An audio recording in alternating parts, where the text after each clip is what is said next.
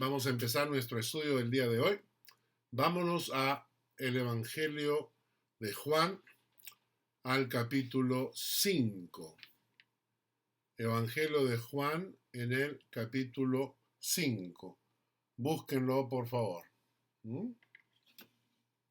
Evangelio de Juan, capítulo 5.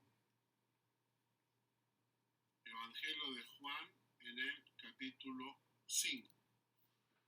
Evangelio de Juan, capítulo 5.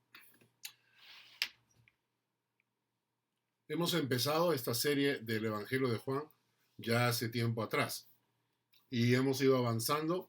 Como ustedes se darán cuenta, no es que avanzamos muy rápido porque el Evangelio de Juan lo empezamos a estudiar en mayo del 2019 y ahora ya en marzo del 2020 estamos entrando al capítulo 5.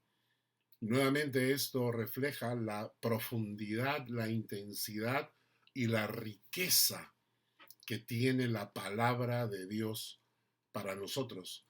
Y lamentablemente la mayoría de personas, teniendo un simple acercamiento popular a la Biblia, leyendo superficialmente, muchas veces se dicen a sí mismos, pero esta parte ya la leí, esta parte ya la conozco, porque no profundizamos, no estudiamos como deberíamos estudiar la palabra de Dios. Evangelio de Juan, capítulo 5.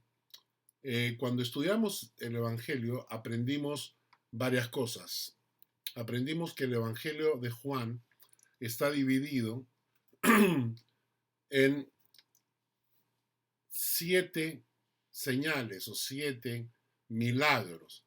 En realidad dijimos que eran 6 discursos, 7 milagros y 8 afirmaciones. Cuando Jesucristo afirma, yo soy el pan de vida, yo soy la luz, yo soy el camino, yo soy la verdad, etc. Son 6 discursos y 7 señales, de las cuales ya hemos visto, en las señales hemos visto las 2 primeras. Convierte el agua en vino en Caná y sana al hijo de un noble, que lo vimos el viernes pasado. El día de hoy vamos a tocar el paralítico de Betesda. En cuanto a los discursos, también hemos visto que el primer discurso es a Nicodemo, que ya lo tratamos en el capítulo 3. En el capítulo 4 es el discurso con la samaritana. Y al final del capítulo 5 vamos a tener el discurso sobre Jesús, el Hijo de Dios. Y esto lo estaremos viendo la próxima semana. Ahora, para entender, vamos a leer los primeros versículos del capítulo 5, del versículo 1. Dice, después de estas cosas, había una fiesta de los judíos y subió Jesús a Jerusalén. Subió Jesús a Jerusalén. Para los que estuvieron asistiendo los viernes a los estudios bíblicos, les presenté un mapa que estuvimos llenando, mostrando las distancias más o menos de lo que Jesús recorría. Lo que ustedes ven ahí es el viaje que hace ahora desde Galilea, en la parte superior del mapa. Ahí está Caná, cerca del nombre Galilea, ahí está la ciudad de Caná. Y baja hasta Jerusalén, que está en la región de Judea. Esto más o menos son unos 120 kilómetros. 120 kilómetros. Así que imagínense ustedes la distancia. Si una persona normal, caminando a buen paso, hace un promedio de 5 kilómetros por hora, 5 kilómetros por hora, entonces esta distancia debía haberla recorrido en unas 24 horas. Si calculamos unas 8 horas de camino, entre paradas, sanaciones, curaciones, meditación, etc. Entonces probablemente se demoraban unos 3 días, 3 a 4 días de camino, desde Caná hasta Jerusalén. La gente en aquella época estaba acostumbrada a hacer este tipo de caminatas, porque muy poca gente disponía de caballos o de carros o de camellos o de burros para poder hacer este recorrido. ¿Mm? Así que más o menos tenemos el camino, claro, si hicieron un camino recto, serían más o menos unos 120 kilómetros. Debemos imaginar que aquí hay montañas, hay valles, entonces esto es un poquito más accidentado, ¿verdad? Entonces suben a Jerusalén. Ahora, cuando ellos suben a Jerusalén, tenemos que recordar algo. Y tenemos que recordar el primer encuentro, cuando Jesús, cuando tú te encuentras con una persona por primera vez, dicen que esa impresión marca tu relación con ella. ¿Ok? La primera reacción que tú tienes, el primer encuentro que tú tienes con una persona, marca a partir de ahí tu relación con esa persona. Y esta es la segunda vez que Jesús está en Jerusalén. Es la segunda vez. La primera estuvo para la fiesta de la Pascua. Y en esa circunstancia, la primera vez que se encuentra Jesús con estos líderes religiosos judíos, no fue una experiencia muy buena. Si nos vamos al capítulo 2, versículo 16, capítulo 2, versículo 16, encontramos el primer encuentro con Jesús y esta gente. Y dice el texto, y dijo a los que vendían palomas, quitad de aquí esto, y no hagáis de la casa de mi padre casa de mercado. Entonces debemos suponer que el primer encuentro entre Jesús y los religiosos de aquella época no fue de lo más agradable. En realidad Jesús entra al templo y comienza a voltear las mesas y bota a la gente que habían convertido en la casa del Señor en un mercado. Cuando busquen el estudio que tuvimos aquel día donde les expliqué más o menos lo que ocurrió en esa tarde y qué es lo que hacían los sacerdotes para permitir que el patio del templo se convirtiera en un mercado, literalmente, ¿no? Está en el estudio que hicimos de Juan capítulo 2. Así que es de suponer que la relación entre Jesús y los fariseos religiosos y los líderes judíos de aquella época no era de lo mejor. Creo que a partir de entonces ellos le tuvieron entre miras, es decir, ya tomaron a Jesús como una persona peligrosa, una persona revolucionaria, una persona que podía dejarlos en ridículo delante de todo el pueblo, haciéndoles ver su pecado y su error. Y estos judíos van a cumplir un papel importante en el estudio que vamos a hacer sobre el paralítico de Betesda.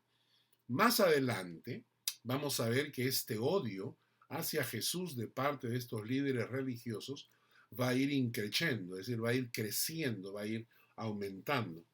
Por ejemplo, en el capítulo 7 dice, versículos 12 y 13, dice, y había gran murmullo acerca de él entre la multitud, pues unos decían, es bueno, pero otros decían, no, sino que engaña al pueblo. Pero ninguno hablaba abiertamente de él por miedo a los judíos. O sea, ya el concepto de hablar de Jesús delante de los judíos era peligroso. En el versículo 20 del mismo capítulo dice, respondió la multitud y dijo, demonios tienes, ¿quién procura matarte? Jesús les dice, les revela que están tratando de matarlo. ¿No? El versículo 19 dice, ¿no os dio Moisés la ley y ninguno de vosotros cumple la ley? ¿Por qué procuráis matarme? Jesús les dice esto y ellos contestan, ¿quién procura matarte? Jesús mismo sabía que ya lo querían matar. En el versículo 25,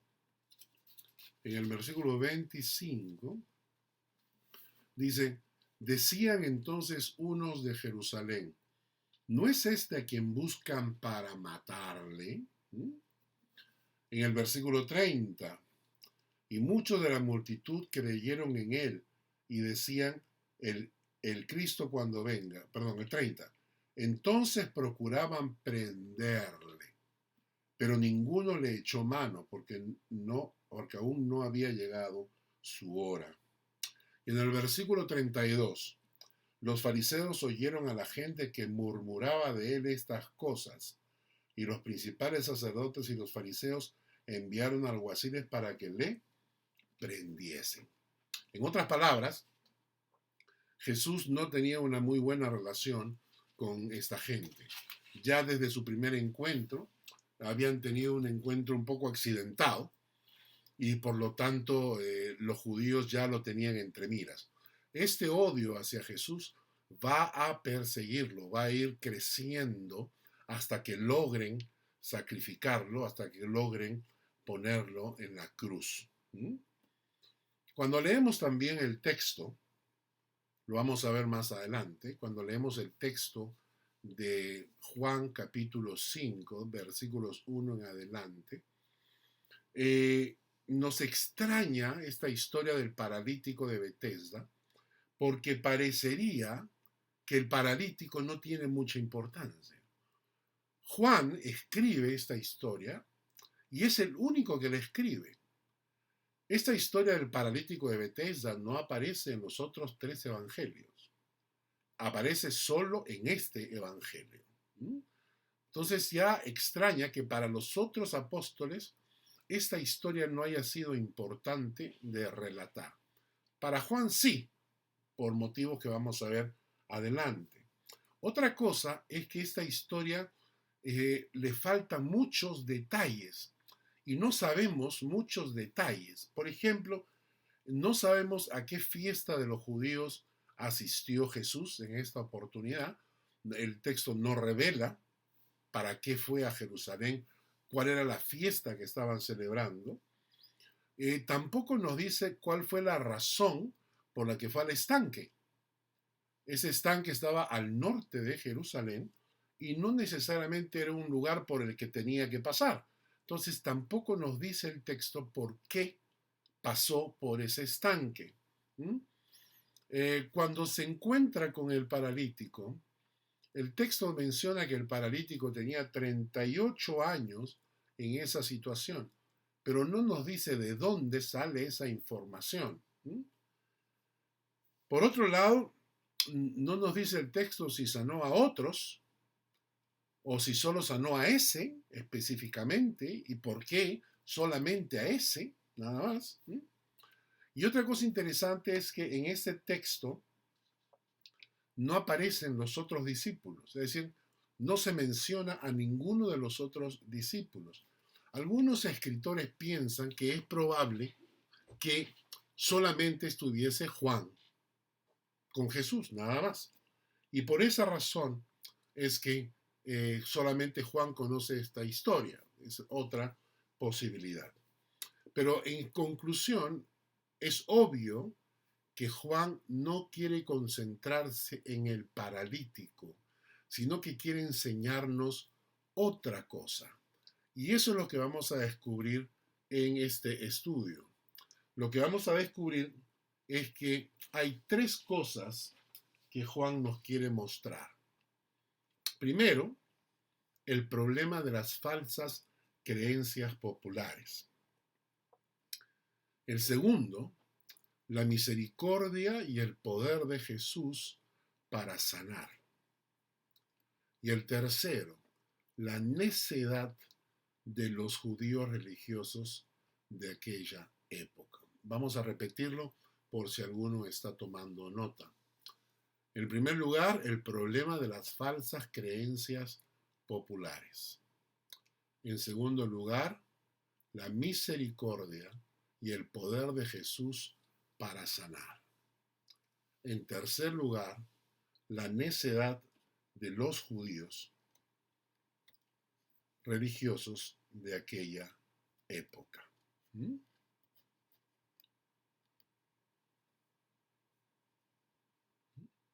Muy bien. Ahora, esta es una imagen de lo que podría ser el estanque de Betesda. Este estanque quedaba al norte de Jerusalén. Como ustedes ven aquí en la imagen, se ven tres entradas. A eso se llaman los pórticos. Se supone que del otro lado estaban las otras dos entradas. Y lo que ustedes ven al medio era el estanque, era el agua, ¿no? Entonces, ahora, imagínense lo que significa una multitud metida ahí. ¿Se ha puesto a pensar? Una multitud metida ahí. El versículo 2 dice, de Juan capítulo 5, dice, y hay en Jerusalén, cerca de la puerta de las ovejas, un estanque llamado en hebreo Betesda, el cual tiene 5 pórticos. Algunos traductores dicen que Betesda significa casa de gracia o casa de misericordia. Y el versículo 3 dice, en estos yacía una multitud de enfermos, ciegos, cojos y paralíticos que esperaban el movimiento del agua. Que esperaban el movimiento del agua. Ahora, la palabra que aparece acá como multitud, en realidad se traduce del griego directamente como una gran multitud, muchísima gente. Es que es lo más normal, ¿no? Esto es lo más normal cuando la gente busca un milagro de sanidad. Es decir, cuando la gente está realmente desesperada buscando un milagro de sanidad, pues acuden en manada, ¿no? De esto saben muy bien los falsos profetas de nuestra época, que usan esos términos para sus campañas publicitarias. Hace un tiempo un amigo, la típica publicidad, ¿no? Conferencia de sanidad y poder. Sanidad y poder. Y yo le escribí y le decía, ¿alguna vez escribirán conferencia de santidad y arrepentimiento? Sería interesante, pero no. Ellos utilizan el término sanidad porque eso atrae a la gente, ¿no? Esa es ¿quién no pasa? ¿Quién no tiene algún problema? ¿Quién no tiene alguna dolencia? Así que estaban en este estanque, y toda esta gente estaba desesperada buscando una solución. Lo interesante es que esta gente no estaba en el templo. Y no estaban en el templo porque en el templo era un negocio. Por eso Jesús había botado las mesas. Ir al templo para buscar sanidad, para buscar oración, para ofrecer algún tipo de sacrificio, digamos, delante de Dios, necesitaban dinero. La mayoría de estas personas no tenían el dinero suficiente. Vamos a leer ahora el versículo 4. Y nos dice, porque un ángel descendía de tiempo en tiempo al estanque y agitaba el agua. Y el que primero descendía al estanque después del movimiento del agua quedaba sano de cualquier enfermedad que tuviesen. Esta era una creencia popular. ¿Ok? Creencia popular. Obviamente falsa. Obviamente falsa porque no encaja con el carácter de Dios. Es decir, lo que ocurría en ese estanque o era una creencia absurda, creencia que se había hecho popular, o de repente sí había ocurrido algún tipo de milagro. Pero este tipo de milagros no encaja con el carácter de Dios. Pero imagínense ustedes, ¿no? Si el ángel que descendía de tiempo en tiempo al estanque era bastante cruel, porque aunque venía a sanarlos, los hacía esperar indefinidamente para llegar en el momento y en el instante en que se supone ese ángel tocaba el agua y se movía, iba a empezar una lucha, una pelea entre todos los cojos, los ciegos, los paralíticos, los enfermos, una lucha desgarradora para poder llegar hasta el estanque antes que los otros, ¿cierto? Así trabaja Dios. Ese es el método. Sí, podemos imaginarnos lo que esto habría significado en ese momento cuando el agua se movía. Nosotros nos encontramos en algo parecido cuando en nuestros países algunos de nuestros gobernantes comenzaron una etapa de robo y comenzó una hiperinflación. ¿Mm? Y cuando hay una hiperinflación, ¿qué hacen los comerciantes? Los comerciantes esconden los productos, ¿no? Y entonces, como hoy en día, con esto del coronavirus, que toda la gente está comprando papel higiénico de más y todo este sentido, ¿no? Entonces, cuando hay esa escasez y la gente comienza a hacer colas y colas, en aquella época, yo recuerdo en mi época del presidente Alan García Pérez, había escasez de pollo, de azúcar, de leche, de arroz, de todo, ¿no? Y entonces la gente tenía que hacer colas y iban al supermercado. Y en los estantes donde estaba el azúcar estaba vacío y los estantes donde estaba la leche estaba vacío. Cuando de repente sacaban unas cajas de leche o de azúcar y eso es en una batalla campal entre la gente para poder lograr y conseguir algo, ¿no? Y esto es más o menos lo que debió haber pasado en ese estanque. Cuando el estanque se movía de alguna manera, pues empezaba una batalla campal entre los enfermos, los pobres enfermos, y comienza una lucha para poder llegar al agua primero que nadie. Esto no encaja con el carácter de Dios, pero nos hace preguntar esto, ¿cómo se logra esa creencia?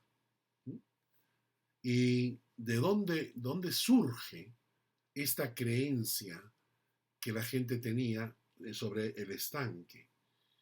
Es de suponer, y escúchenme bien, es de suponer que quizás en algún momento ocurrió algo. Quizás en algún momento el agua se movió, alguien se metió y efectivamente fue sanado. No, no se sabe, ¿no? La historia no registra nada de esto, pero hoy en día también tenemos lugares así, ¿verdad? ¿Acaso no hemos escuchado sobre la gente que hace peregrinajes a lugares santos o que tomaron agua de tal fuente y que se sanaron o que visitaron a tal santo en tal convento y se sanaron? Entonces, hoy en día hay muchas creencias al respecto. Hay mucha gente que considera que hay lugares donde ocurren milagros. Yo cuando era pequeño, en Lima hay lo que se conoce la Santa de Lima, que es Santa Rosa de Lima. Recuerdo a mi madre llevándome a mí cada vez en octubre, que era el día de Santa Rosa, eh, era una barbaridad. Creo que es en agosto, octubre o agosto, un día de eso. Pero las colas de gente para entrar al convento de Santa Rosa, para llegar a la fuente, había un pozo se supone que en ese pozo había que tirar un papelito con el milagro pedido Y entonces yo pasaba largas horas acompañando a mi madre haciendo tremendas colas para luego llegar por fin al bendito pozo y depositar el papelito. Nunca se cumplió ningún milagro, nunca pasó nada de lo que mi mamá pidió, pero la creencia popular hacía que todos los años regrese. Ahora, también es cierto que hay gente que probablemente dice, a mí sí me cumplió un milagro. ¿Cómo es esto? ¿Cómo funciona esto? Hay dos posibilidades. La primera es que el 65% de la gente sufre de enfermedades psicosomáticas. ¿A qué me refiero con esto? Son enfermedades que no existen en realidad, sino que por el sistema nervioso hace que las personas experimenten cierto tipo de enfermedades que no son necesariamente reales. Los médicos conocen de esto, por eso mucha gente no les dan pastillas, les dan placebos. Es decir, cuando una persona tiene esta tendencia a creerse enfermo, realmente lo siente los síntomas, su cerebro procesa esto y se siente enfermo, aunque no lo está. Y van al médico y entonces el médico le da una pastilla que en realidad tiene agua, una cápsula que tiene agua. La gente cree que está tomando una pastilla que le hace bien. Esto se llama enfermedades psicosomáticas. Y estas enfermedades psicosomáticas afectan muchas veces, hay gente que no camina, o hay gente que no ve, ¿no? Ciegos o paralíticos, etcétera, que de una u otra forma no es que haya un problema físico real, sino que su cerebro les ha bloqueado. Y entonces la emoción del momento, de la fe de esta gente, puede activar de alguna manera su sistema nervioso y permitirles ser sanados. ¿Qué es lo que ocurre en muchas de estas campañas de estos profetas y gente que sale por ahí? Que no son gente realmente enferma, sino que por el momento de fe, de tanta creencia en ese momento, se sanan. Y esto es real. Y esto lo pueden conversar con los médicos.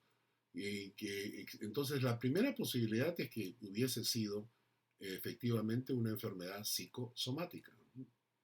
Y la otra posibilidad es que no olviden que el diablo tiene poder. Y la Biblia, cuando habla del diablo, dice que en los últimos tiempos el diablo va a manifestarse con señales y prodigios. Esa palabra prodigios significa cosas que impresionan a la gente. Entonces lo que pasó en el estanque de Bethesda muy probablemente fue una de estas dos causas. No es que el ángel de Dios bajaba, porque Dios no se comporta de esa manera. No puede ser que Dios, para hacer un milagro a una persona, mande a uno de sus ángeles de tiempo en tiempo para que la gente se agarre como animales a pelear para tratar de llegar al agua, para que solo uno se sane. Ese no es el carácter de Dios. Pero así fue esta creencia. Se construyó esta creencia de que en el estanque de Bethesda, el primero en llegar al agua era sanado. Volvemos al texto de Juan, capítulo 5, vamos a leer el versículo 5. Y había allí un hombre que hacía 38 años que estaba enfermo. Hacía 38 años que estaba enfermo. ¿Saben lo que es esto? O sea, este es un cuadro, es una vida postrada. Es toda una vida postrado en el piso. Este es un cuadro de la desgracia y la miseria humana. Y tanta gente esperando desesperados para que uno solo se sanara de tiempo en tiempo. Qué fuerte, qué triste para toda esa gente. Esperando, esperando, esperando, Y este hombre, 38 años asistiendo al estanque de Betesda con la esperanza de ser sanado. No yendo al templo porque ahí no lo iba a ayudar nadie. Asistiendo al templo de Betesda para ser sanado. Cuando Jesús, en el versículo 6 dice, cuando Jesús lo vio acostado y supo que llevaba ya mucho tiempo así, le dijo, ¿quieres ser sano? ¡Qué maravilla! ¡Qué maravilla la actitud de bondad de Dios! ¿Eh? A veces nos olvidamos que Dios es bueno. Y nosotros normalmente tenemos un comportamiento de la siguiente forma. Cuando alguien nos ayuda, si estamos en un momento de necesidad, cuando alguien nos ayuda, es bueno. Y si necesitamos más ayuda, se la pedimos, porque es bueno. Y siempre nos está ayudando. Cuando algún día le pedimos algo a esa persona, nuestro cerebro dice, ahora es malo, no eres bueno. Sí, me ayudaste en el pasado, pero en este momento no me estás ayudando, así que ya no eres tan bueno como pensaba que eras bueno. Eso es lo que hacemos nosotros con Dios. Dios es bueno siempre, y en este caso, el corazón de Jesús se duele al ver a este hombre quebrantado en esta miseria, en esta situación. Y se acerca y le hace una pregunta que podría parecer un poco tonta, digamos así. Es una pregunta obvia, ¿no? ¿Quieres ser sano? Pero claro, ¿cómo que quieres ser sano? Claro que quiero ser sano. Y entonces, ¿por qué Jesús le pregunta? ¿Quieres ser sano? Porque Jesús es un caballero. Y Jesús no va a hacer nada en nuestras vidas donde nos obligue a aceptar ni siquiera su bondad y su misericordia. Muchas veces Dios nos pregunta en el fondo de nuestro corazón, ¿realmente quieres que te ayude? A veces estamos orando, Señor, necesito tu ayuda, necesito tu bendición, necesito tu protección. Y en el fondo Él dice, ¿realmente quieres que te ayude? ¿Sabes lo que eso significa? Si me pides ayuda, ¿sabes lo que eso significa? Y entonces Él pregunta porque Él quiere saber si nosotros queremos realmente ser ayudados. Jesucristo pudo haber pasado por la ciudad caminando, repartiendo sanidad como si fueran panfletos, ¿no? ¿Verdad? Él era poderoso, él era Dios, podía ir caminando y a la distancia, ¡hey, te sano! ¡Hey, te sano! ¡Hey, te sano! Y todos los enfermos están sanos, levántense. Podía haberlo hecho, pero no lo hacía así. Porque Jesús se acercaba al ciego y le dijo, ¿qué quieres que haga? Y el ciego le dijo que reciba la vista. Se acerca al paralítico y le dice, ¿quieres ser sano? Porque Jesús necesita que tú estés preparado, dispuesto a aceptar su bondad. Qué maravilla, ¿verdad? Vamos al versículo 7. Señor, le respondió el enfermo, no tengo quien me meta en el estanque cuando se agita el agua. Y entre tanto que voy, otro desciende antes que yo. Este cuadro de miseria humana hay que añadirle la falta de esperanza y la absoluta frustración y soledad. ¿Dónde estaban sus familiares? ¿Tenía algún amigo entre los enfermos que pudiese llevarlo al estanque cuando se movía el agua? No solamente era un hombre que hacía 38 años estaba viviendo esta miseria, sino que a esta miseria hay que añadirle frustración, soledad, incapacidad.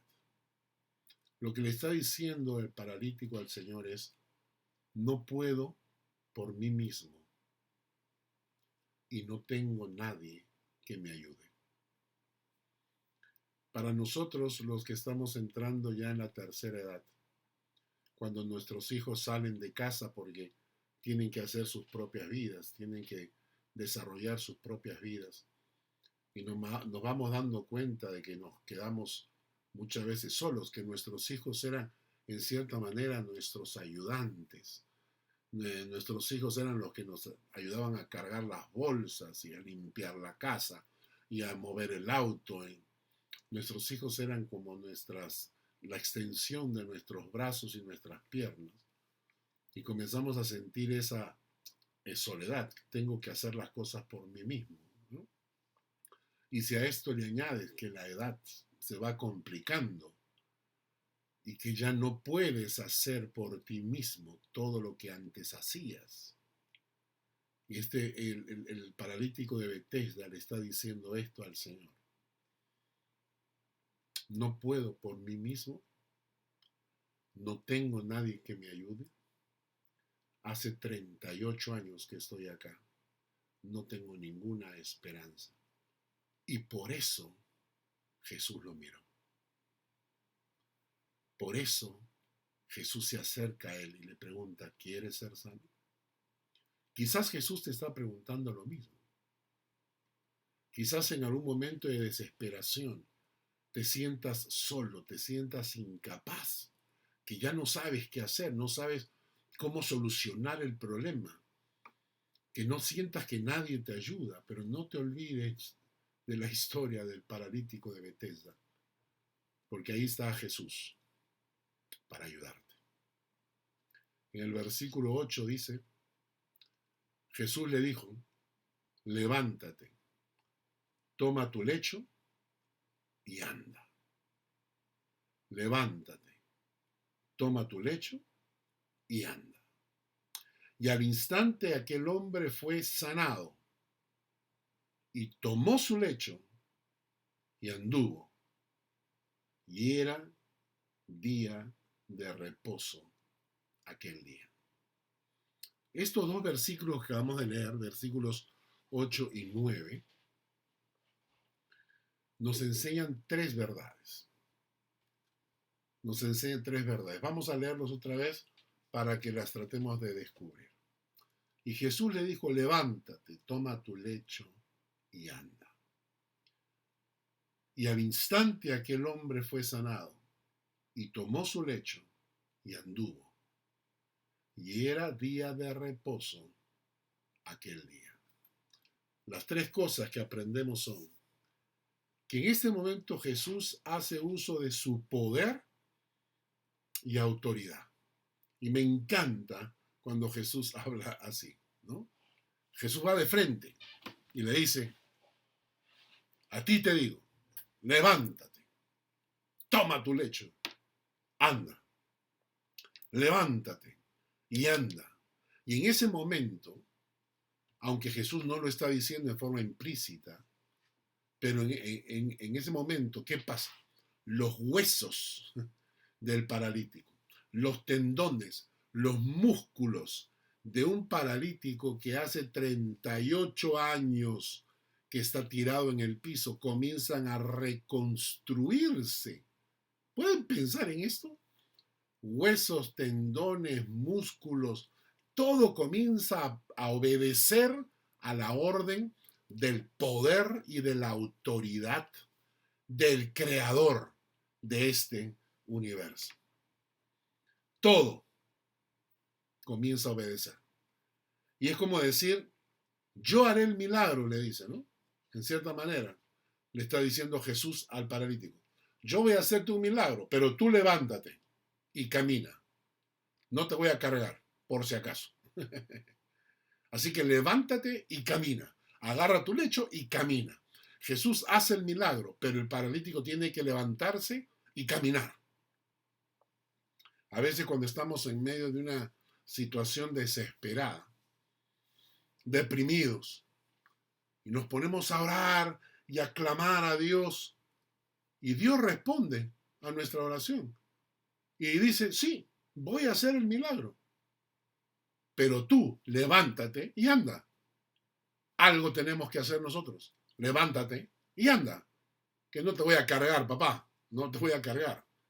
Entonces, la primera cosa que vemos es que Jesús hace uso de su poder y su autoridad.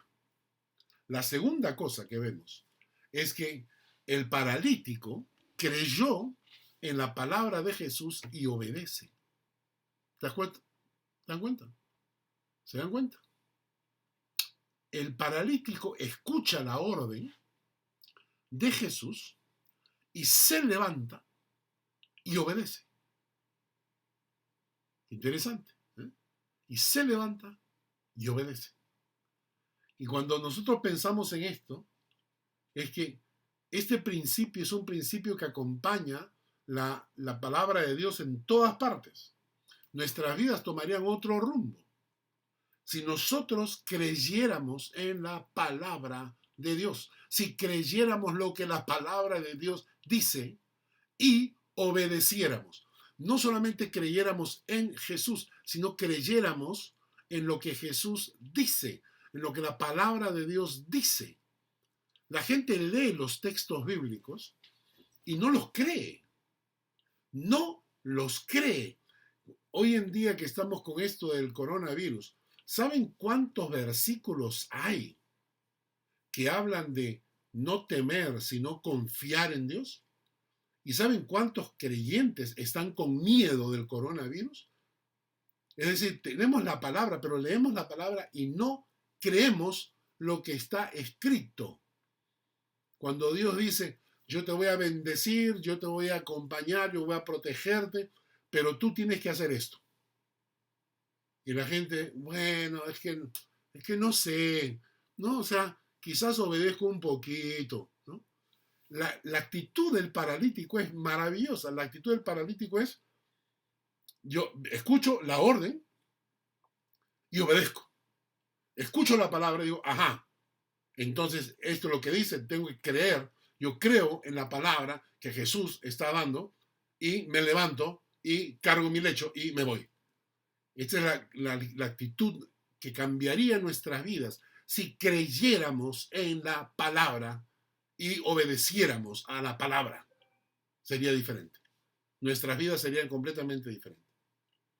La tercera cosa que aprendemos y que a mí me gusta de todo este texto es que, en cierta manera, Jesús está sacándole a esa gente esta creencia popular falsa sobre el estanque y haciendo que los enfermos volteen sus ojos y miren al Señor. En ese momento, pueden imaginar la escena. Mucha gente, muchos enfermos, muchos paralíticos, muchos cojos, muchos ciegos, muchos enfermos de todo tipo, creyendo en el estanque, esperando que baje el ángel. Y de repente, en una esquina, el paralítico de 38 años se levanta. Jesús le dice, levántate. ¡Pum! Se levanta. Agarra su lecho, empieza a caminar. En ese instante se imaginan la cantidad de gente que debe haber volteado y habría dicho, ¡ay caramba! Esta creencia popular del estanque, ¿para qué me sirve? Mejor miro a Jesús. Y Jesús eso es lo que logra con esta historia del paralítico, cuando lo sana. Él logra que la gente deje de creer esas creencias populares y empiecen a enfocarse en el Señor Jesús. Cuánta bendición sería tener al Señor con nosotros hoy en día, para que toda esta gente que cree en estas creencias populares milagrosas que son falsas, dejaran de creer en esas tonterías y pudiesen volver sus ojos al Señor. ¿Cuánta gente está engañada hoy en día por las religiones que los han guiado a creencias populares que no son palabra de Dios? Y siguen creyendo. Y ojalá que algún día vuelcan sus ojos al Señor y se acerquen al Jesús que sí sana de verdad. ¿Mm? Bueno, continuamos con el paralítico de Bethesda. Y me acabo de dar cuenta que dice capítulo 4 arriba, cuando debe decir capítulo 5. ¿Mm? Continuemos con el pasaje. ¿Mm? Ahora, vamos a entrar vamos a entrar a al segundo grupo. Salimos un poco ahora de los enfermos, de los cojos, de los paralíticos del estanque de Bethesda, y vamos a analizar un poco ahora a este grupo de gente, a este grupo que yo les llamo los falsos religiosos. ¿Mm? Los falsos religiosos, esta gente que la encontramos en todas partes. ¿Mm? ¿Alguna vez te has cruzado con alguien que quiere aguarte la fiesta? ¿Mm? Esta gente que quiere aguarte la fiesta, ¿no? El antipático, ese que se fija en los detalles para criticarte. Esa gente que tú le enseñas tu nuevo teléfono, inmediatamente te dice, oh, sí, pero yo he escuchado que esos teléfonos son malos, ¿no? A mí me han dicho que se rompen a cada rato, ¿no? O tú vas y le enseñas tu auto nuevo y él agarra y te dice, uy, pero estos consumen un montón de gasolina, la reparación es costosísima. O sea, esa gente que quiere malograrte la vida. ¿Mm? En la iglesia tenemos muchos de estos. Son los religiosos, son los falsos religiosos que les gusta mirar el detalle para criticar.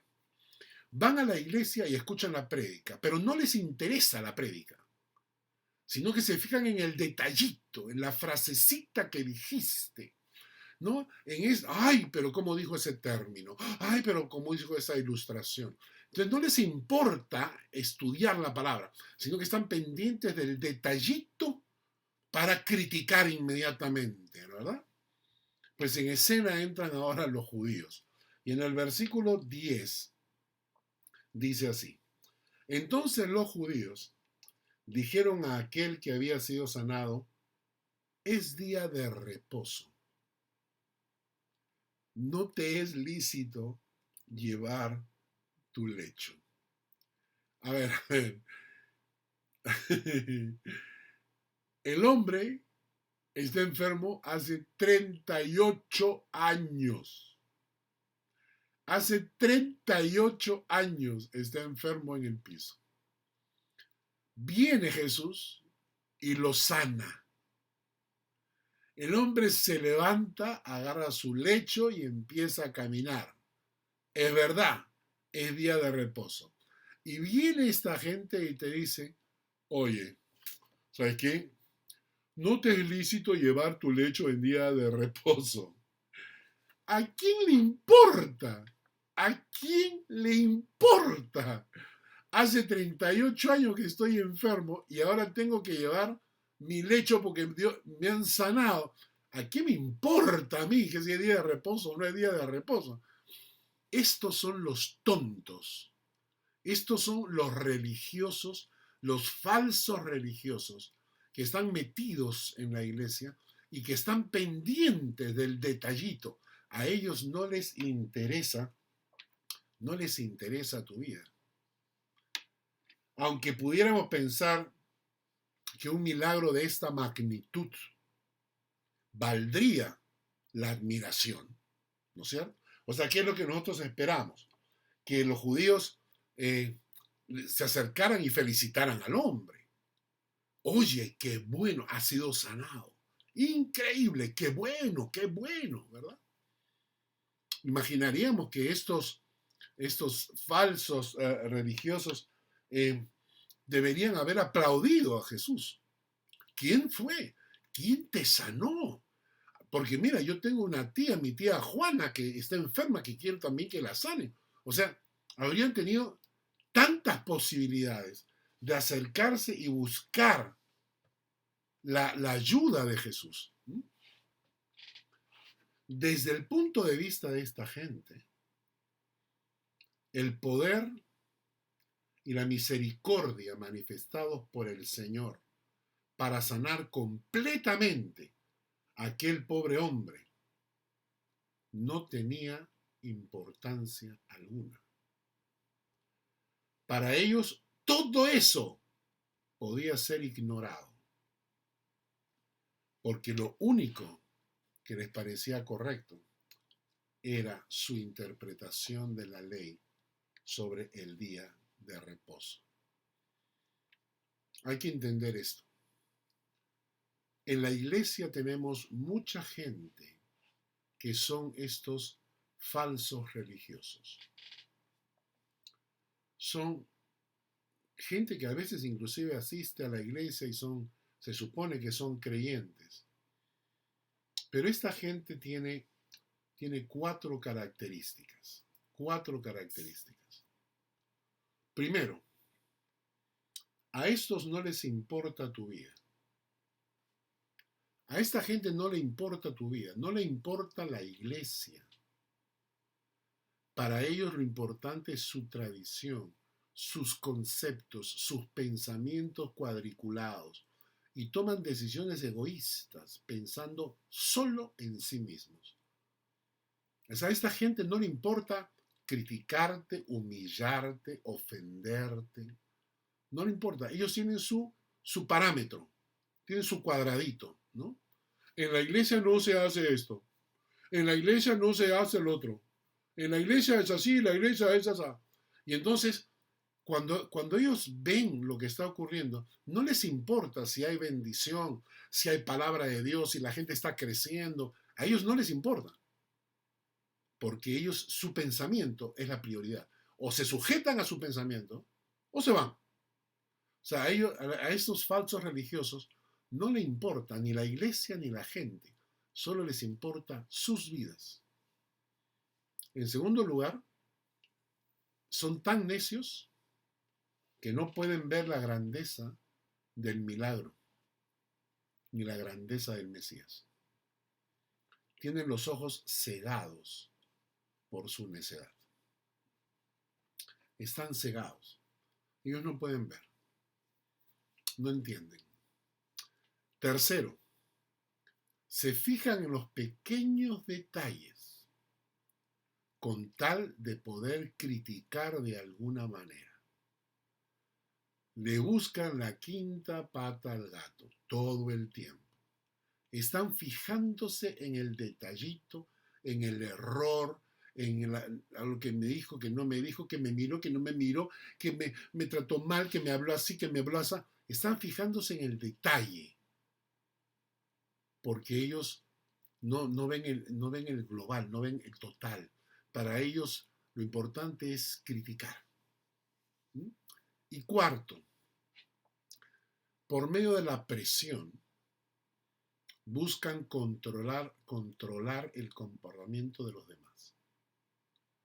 Por medio de la presión, buscan controlar el comportamiento de los demás. Porque si ellos llegan, por ejemplo, a la iglesia y te dicen, ay, pastor, ¿cómo es posible que aquí las mujeres lleven el pelo amarrado? Tienen que llevar el pelo. Entonces tú dices, ¿pero por qué?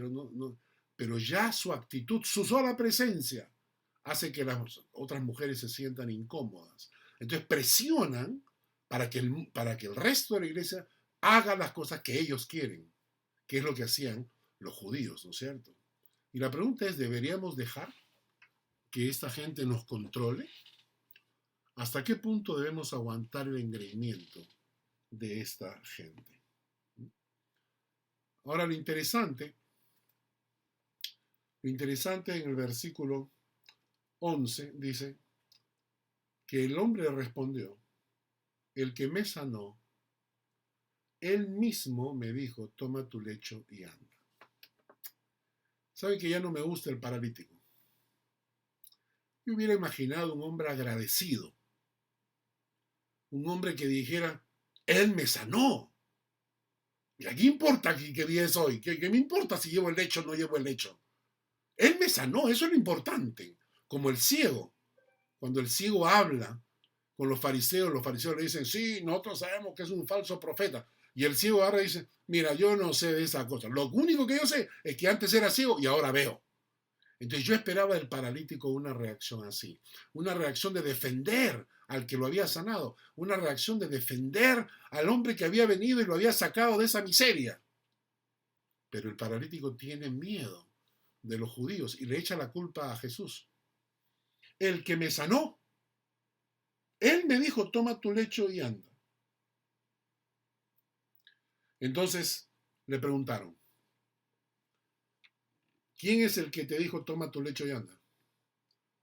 Y el que había sido sanado no sabía quién fuese, porque Jesús se había apartado de la gente que estaba en aquel lugar. Probablemente después de la sanidad, la gente comenzaron a abordarlo, no lo dejaban caminar, no lo dejaban respirar, y Jesús probablemente sanó a algunos, pero también salió para tomar aire. Entonces dice que se fue Jesús de ese lugar. Versículo 14. Miren, ¿eh? Después le halló Jesús en el templo y le dijo, mira, has sido sanado. No peques más para que no te venga alguna cosa peor. El paralítico está bien, ahora está en el templo. Ya llegó al templo. Quizás está buscando agradar a Dios de alguna manera. Y Jesús cierra el círculo, le dice, el milagro que yo te he hecho, ¿no?, tiene que completarse, es decir, hay una segunda parte. Y ese círculo es, vete, no peques más. Has sido sanado, no peques más. No peques más. ¿Le diría Jesús alguna mentira? Porque hoy en día es muy común cuando la gente dice, ay, pero es que somos humanos, pues, ¿no? O sea, todos los seres humanos pecamos, todos caemos. O sea, ok. Entonces, Jesucristo, por gusto, murió en la cruz, porque la salvación significa salvados de la condenación por el pecado, pero salvados de la esclavitud al pecado. Entonces, si la muerte de Cristo no me liberó de la esclavitud al pecado, entonces por gusto murió Cristo, pues, ¿no?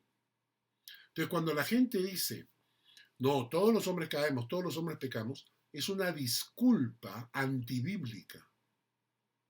Porque la palabra de Dios dice que hemos sido liberados. El pecado ya no se enseñoreará de vosotros. Si el pecado se está enseñoreando, no es porque Jesucristo no te ha liberado o no te ha liberado de las cadenas del pecado, sino porque quieres hacerlo voluntariamente, que es muy diferente, ¿no? Es muy diferente. La santidad no es optativa. La santidad es un mandato. A ver, repito, ¿eh? La santidad no es optativa. La santidad es un mandato. Y no pecamos porque todos los hombres pecamos y porque todos somos... No. Si tú has sido liberado por Cristo Jesús, fuiste liberado de la esclavitud al pecado. El pecado ya no se enseñoreará sobre vosotros. Y si pecamos, es porque queremos. No porque estemos obligados, es porque queremos. Por eso Jesús le dijo al paralítico, vete y no peques más. Y lo mismo le dijo a la mujer adúltera, vete y no peques más. Si Jesús se los dijo es porque era posible. Entonces depende de nuestra comunión con el Padre.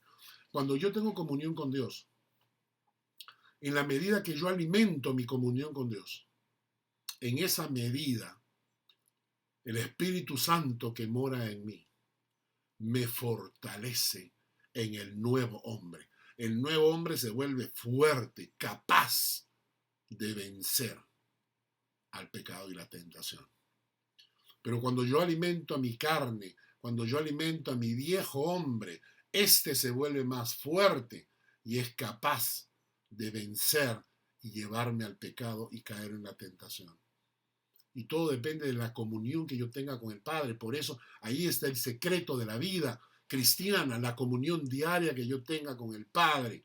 Si yo no tengo comunión diaria con el Padre, soy un cliente muy, muy cercano al pecado y a la tentación. Soy una persona muy propensa a caer cuando yo no tengo comunión diaria con Dios, cosa que la mayoría de cristianos no tienen.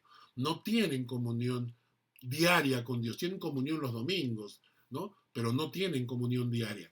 Cuando tienes comunión diaria, te vuelves una persona más cercana al Padre y por lo tanto el pecado tiene menos posibilidades de vencer tu carne y tu viejo hombre.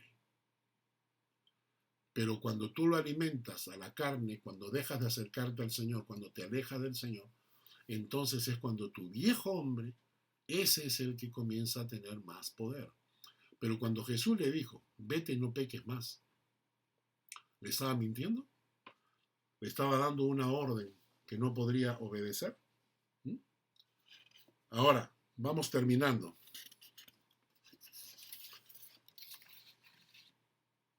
Vamos a leer el versículo 15. Y el hombre se fue. ¿Y qué hizo? Dio aviso a los judíos que Jesús era el que le había sanado. Y por esta causa los judíos perseguían a Jesús y procuraban matarle, porque hacía estas cosas en el día de reposo. Este bendito paralítico, que si yo hubiera conocido la historia, le hubiera dicho al Señor, Señor, no lo sanes a este miserable, no lo sanes, este no merece. Pero el amor de Dios es así. Él nos sana, Él nos bendice, Él nos ayuda, no porque lo merezcamos, sino porque Él es bueno.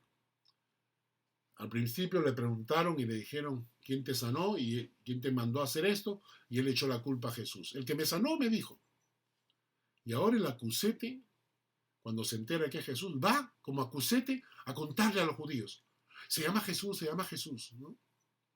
Naturalmente que hace que estos judíos le agarren más odio y ahora quieran matarlo. El paralítico no merecía ser sanado, pero el carácter de Jesús lo sanó. No es que se ganó su sanación. Eso es la misericordia. Eso es la gracia. La gracia de Dios es recibir algo que no merecemos. Esa es la gracia de Dios. Vamos terminando la historia. Hay que añadir un quinto punto. Hay que añadir un quinto punto a los falsos religiosos. El quinto punto de los falsos religiosos. Un cristiano auténtico debe estar dispuesto a morir por su fe. Pero un fanático religioso está dispuesto a matar por ella. Un cristiano auténtico debe estar dispuesto a morir por su fe. Pero un fanático religioso está dispuesto a matar por ella. Terminamos la historia con el versículo 17. Y Jesús le respondió, mi Padre hasta ahora trabaja y yo trabajo. Y los judíos aún más procuraban matarle, porque no solo quebrantaba el día de reposo, sino que también decía que Dios era su propio Padre, haciéndose igual a Dios. Correcto. Eso es lo que Jesús quiso decirles. Exactamente eso. Lo que Jesús quiso es que ellos supieran que tenían frente a sí al Hijo de Dios, que era Dios Hijo, de la misma esencia del Padre. Y entonces Jesús logra que ellos entiendan que el que estaba delante era el Mesías, el Hijo de Dios, el Dios Hijo hecho hombre. Y estos falsos religiosos ya tienen dos motivos para matar a Jesús. El primero, rompe el esquema del día de reposo. Y el segundo, decía que Dios mismo era su Padre, haciéndose igual a Dios. La historia del paralítico de Betesda es una historia llena de enseñanza. Espero que Dios les haya hablado, que de alguna manera hayan podido recibir edificación en esta palabra. La próxima semana continuamos con la segunda parte del capítulo 5, que es el tercer discurso de Jesús, cuando Jesús va a hablarnos, va a enseñarnos tantas cosas sobre sí mismo, ¿no? Toca la próxima semana Jesús como Hijo de Dios, justamente empalmando con los últimos versículos que hemos visto ahora. Entonces, a partir de ahora, Él va a dar un discurso sobre Jesús como Hijo de Dios. Y esto lo vamos a ver la próxima semana. Que Dios les guarde, que Dios les bendiga, que Dios les acompañe. Y recuerden este texto bíblico siempre. Erráis porque ignoráis las Escrituras. Que Dios les bendiga.